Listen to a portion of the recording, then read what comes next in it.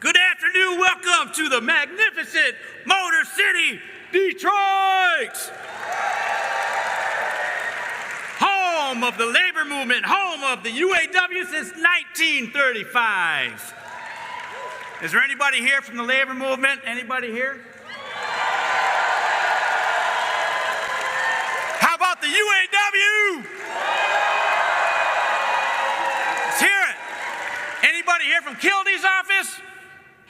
All right. My name is Ryan Baholski. Thank you for this opportunity. I want to tell you, I've been a member of the UAW since I was 18 years old. I know you find it hard to believe that I don't look like I'm 25, but I've been there 28 years. I've been a member of Local 598 from Flint, Michigan. Flint, home of the 52 sit-downers. Most of my time there has been spent representing hardworking women and men who build world-class trucks at the General Motors factory, Flint Assembly. All right. At the Flint Assembly plant, I've been able to make a career out of my employment with General Motors, but not without a collective bargaining agreement. It wouldn't have been possible without negotiations. Wouldn't have been possible without a contract. Thanks to the UAW, I have been able to raise my family. My wife, Melissa, my daughter, Ella, my son, Phoenix, and my 5-year-old daughter. I know. That was my wife's 40th birthday present.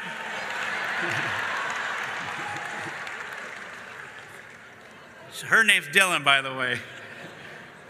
But I gotta tell you, I appreciate everybody being here in Detroit today to look at all the vehicles that my sisters and brothers have built, and they've worked so hard to produce.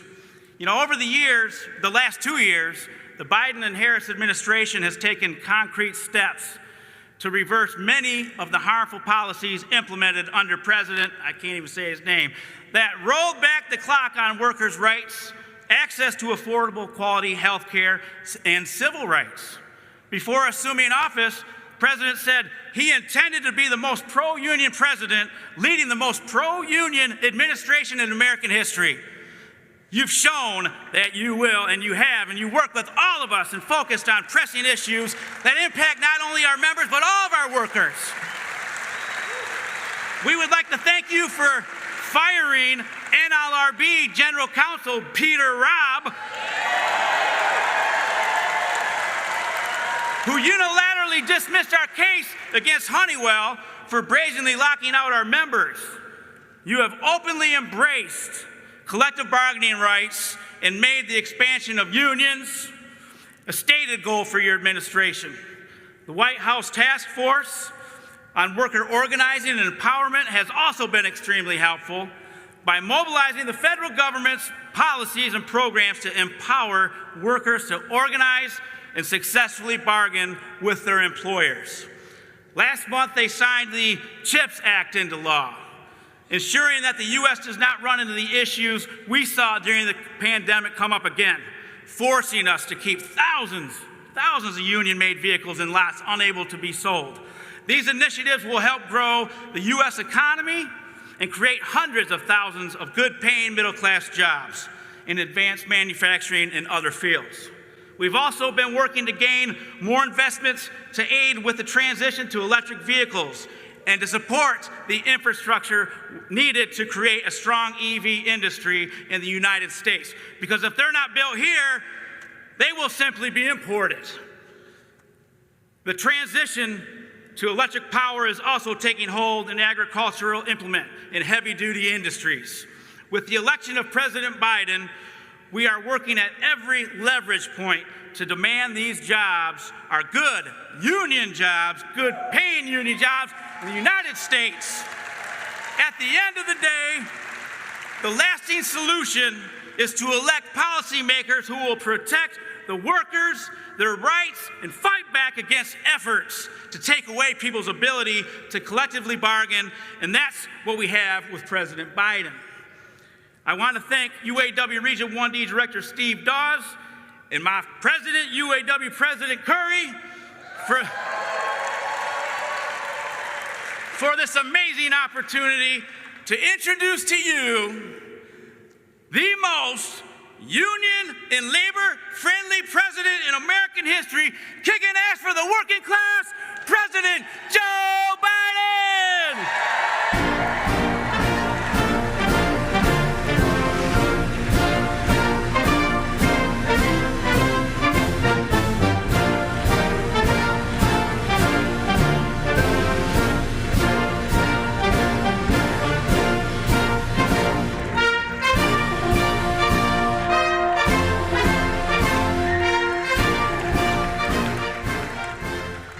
Hello, Detroit.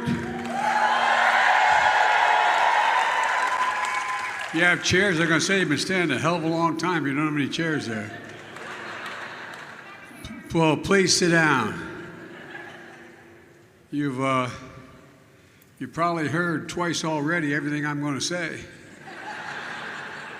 But I want to say, by the way, I drove all three of these vehicles. In other places, on the back lawn of the White House, there's still tire marks. Anyway,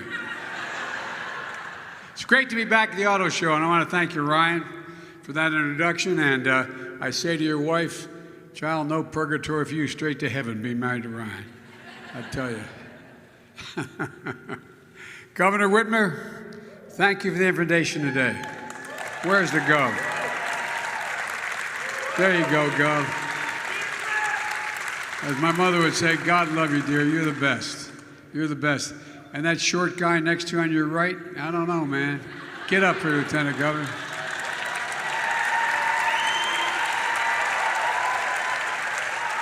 And I shouldn't do this, but it's going to take a long time, but you got the best mayor in the United States of America right here in Duggan.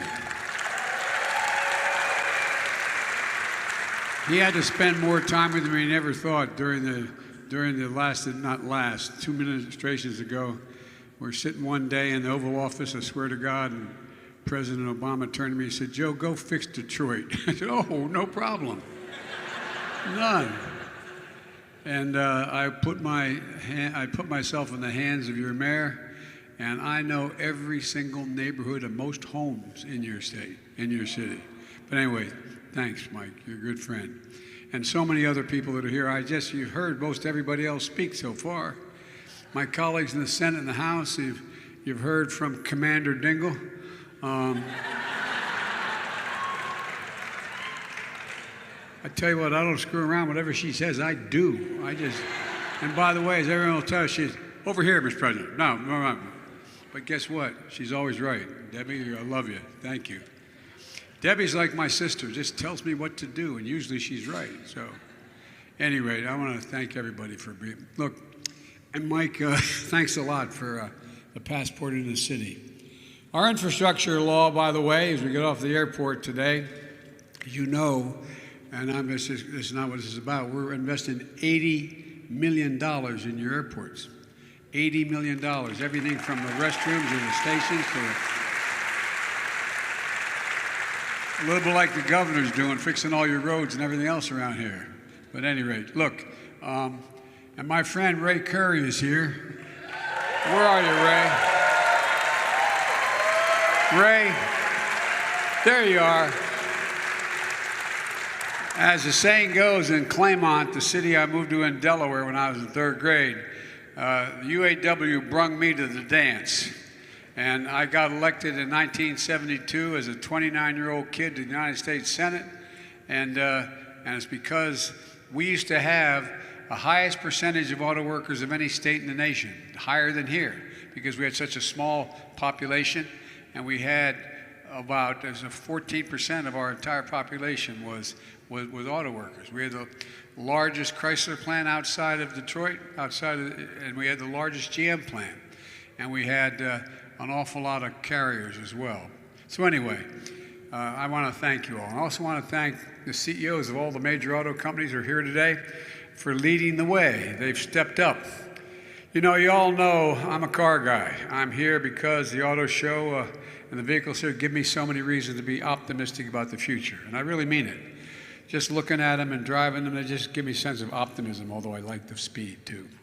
And for most of the last century, we led the world by a significant margin because we invested in our people, we invested in ourselves, and something went wrong along the way here.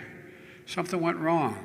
We risked losing the edge as a nation, and China and the rest of the world are catching up. We used to invest almost 2% of our entire GDP in research and development, now 0.7%. And the rest of the world's catching. But not anymore. Now we're choosing to build a better America. An America that's confronting the climate crisis with America's workers leading the way. And we're rebuilding an economy, a clean energy economy, and we're doing it from the bottom up and the middle out. I'm so tired of trickle down, I can't stand it. By the way, remember, when the middle class grows, everybody does well. The poor have a way up, and the wealthy do very well. And by the way, don't forget, middle class built America, and unions built the middle class. That's a fact. And nowhere is that more evident than right here in Michigan, where you're building the future of the electric vehicle. We're bringing back U.S. manufacturing jobs, 680,000 jobs just since I took office. Good paying jobs, union jobs, middle class jobs, jobs that give you a sense of dignity and a fair shot. My dad used to say, all I want is just a little bit of breathing room. Just a family should have just a little bit of breathing room and be treated with dignity. It used to be that to buy an electric car, you had to make all sorts of compromises. But not now. Thanks to American ingenuity, American engineers, American auto workers, it's all changing. Today, if you want an electric vehicle with a long range, you can buy one made in America. If you want one that charges quickly, buy American. You want one that's fast in the quarter mile, buy American. So, by the way, while we're here in Detroit, building in America, we're making it easier for folks at home to buy it here in America. Companies have announced new investments of more than $36 billion in electric vehicles and $48 billion in battery manufacturing here in the U.S. And we're just getting started. I signed into law the Inflation Reduction Act. It gives tax credits to new electric vehicles, fuel cell vehicles, made in America. And for the first time, you get a tax credit if you buy a used electric vehicle. That's all coming. And part of the infrastructure law, we're investing $7.5 billion to build electric vehicle charging stations all across America. So today, I'm pleased to announce we're approving funding for the first 35 states, including Michigan, to build their own electric charging infrastructure throughout their state. And y'all are going to be part of a network of 500,000 charging stations. 500,000 throughout the country, installed by the IBEW.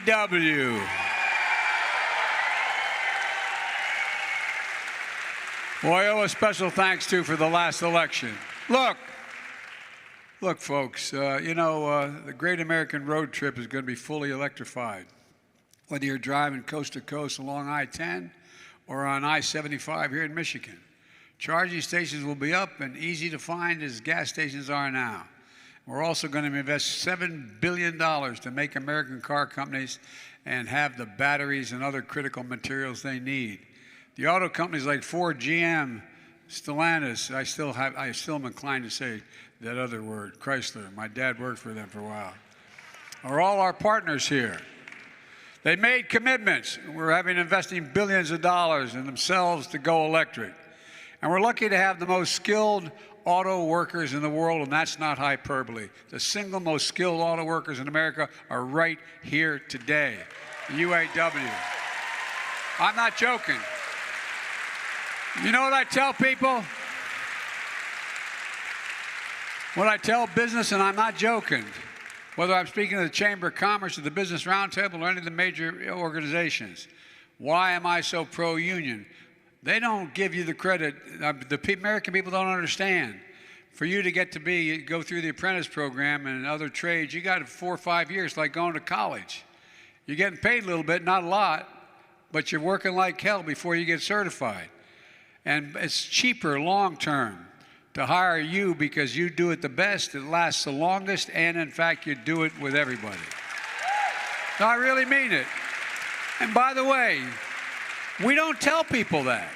People don't know that. Neighborhoods I come from, they know it, but they don't know that. It's not that they're mean about it, they just don't understand. I think one day you show up and you got a trade, man, you're all set. But you work like the devil to get there. And your work product shows it. I recently signed the CHIPS Act, Chips and Science Act, investing billions of dollars in research and development, workforce training, manufacturing incentives to bring semiconductor manufacturing back to America. We invented that little computer chip. We invented it here in the United States of America. We don't have to rely on other countries to power smartphones, washing machines, automobiles, and so much more. Last week I was in Ohio to break ground on a multi-billion-dollar semiconductor manufacturing plant at Intel. 7,000 construction jobs. By the way, Davis-Macon, wage, nothing less.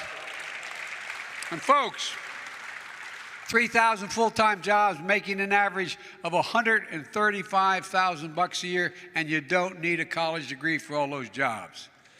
Skilled workers. So folks, all told, my administration is investing more than $135 billion to advance America's electric vehicle future. Our infrastructure law is also helping to make it in America and win the economic race of the 21st century. Once-in-a-generation investment in our nation's roads, bridges, railroads, ports, airports, lead-free water systems, high-speed internet. It's the biggest investment in American infrastructure since President Eisenhower's interstate highway system. It's a little bit like what your governor does. Building all those potholes and building all those roads. No, you came through, you said you're going to do it, and you guys did it. And folks, look, we've awarded $25 million to upgrade 2 miles of Michigan Avenue connecting downtown and Corktown, Detroit. Well, that's because of the leadership of the mayor and the governor. You all know the neighborhood where the Tigers used to play? You know, on the corner at Michigan and Trumbull? Well, I tell you what, this funding is going to help restore Michigan Avenue and the former glory and make improvements in the future as well. And folks, with the governor's leadership, we're spending $1 billion $1 billion to clean up and restore areas around the lakes, including the Detroit River, Kalamazoo River, Rogue River, as well as Torch Lake. And that goes to your folks sitting here, right here in front of me. And they're big deals. That's going to make a significant impact on the economy of this state, and by the way, the entire Great Lakes system. And it really is. I don't know, people, I wish I had time. Well, I don't want to take your time, but there's so much to explain that people would, when they go, whoa, I didn't know it would do that. But you see these two ladies sitting in the front here? Don't get in their way, because they want to make sure that gets done. And we got a Secretary of Transportation and a Secretary of Energy and a Secretary who all are with us, and they want to make sure it gets done too. Folks, look, when you see these big projects in your hometowns, cranes going up, shovels in the ground, workers with hard hats on, I want you to feel the way I feel, and I really mean it. Pride in what we can do when we do it together. There's nothing we can't do. Working with so many of you here today, my economic agenda has ignited historic manufacturing boom here in America. Where is it written that says we can't be the manufacturing hub of the world? Where's that written? Well, we are now. We're way far away. What happened? Where does it say the most advanced nation of the world can't, and by the way, I won't go into that. But no, I know many of you watching at home are like the folks I grew up with in Scranton and Claymont, Delaware. You feel left out, left behind in an economy and industry that's rapidly changing. You wonder, where's my place going to be in that economy? I understand. I really do. One of the reasons why my dad moved from Scranton, when coal died, everything died. Had to find new ways to learn new skills, new work. Well, but hear me. We're going to leave nobody behind. We're going to be working with companies, community colleges, technical schools, union-led apprenticeship training programs to make sure American workers are prepared to compete and outcompete anybody in the world. And I'm not joking. I am not joking. Earlier this month, I announced a $52 million grant for the American Rescue Plan.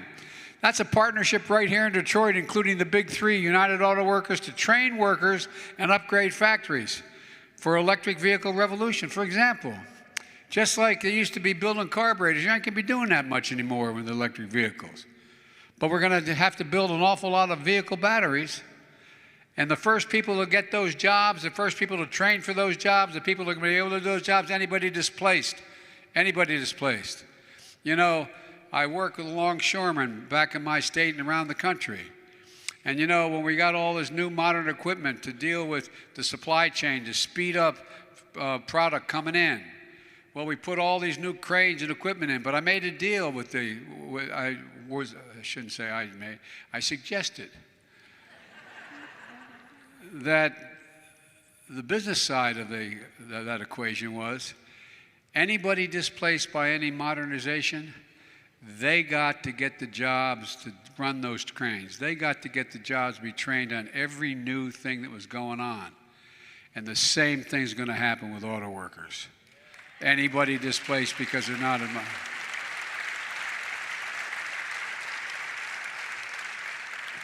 I ran for office to build a better America, not just to get us back to how things were before the pandemic. So we launched a once-in-a-generation effort to invest in America. We're working to deliver an economy that finally works for working families. We started with the American Rescue Plan. It's taken us from economic crisis to economic resurgence. Jobs are up, incomes are up, people are back to work. And this is a governor who knew how to take that money and use it to keep cops, firefighters, ambulance folk. You did.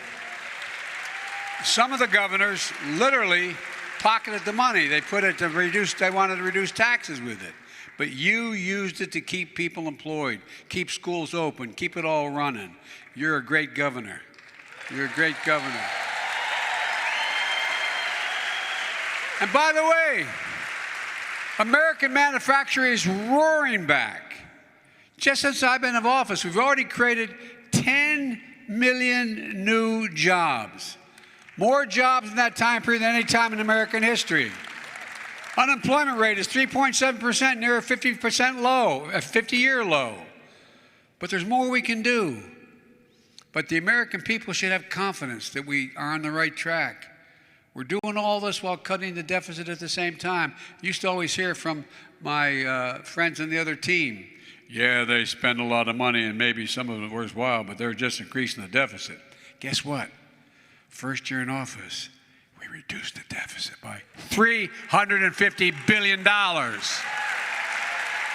guess what? This year, we're on track at the end of the fiscal year to reduce the deficit by over $1 trillion.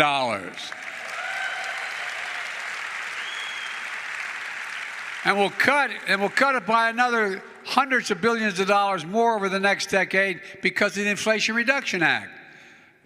Because Medicare is going to be able to negotiate lower drug prices, meaning taxpayers pay out less money. Look, these investments are also tools to fight against climate change.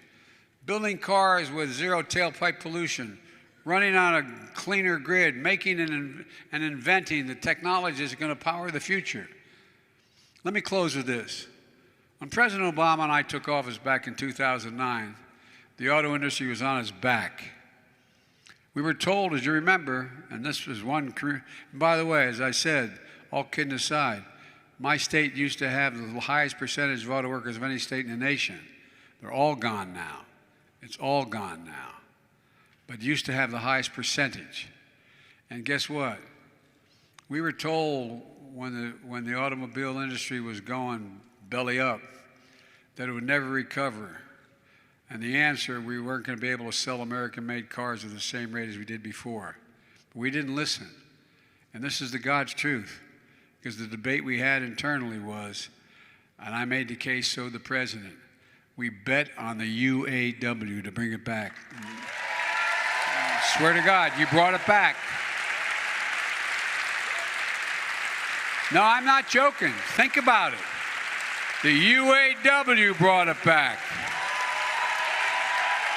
And that's who we bet on. We're betting on you again.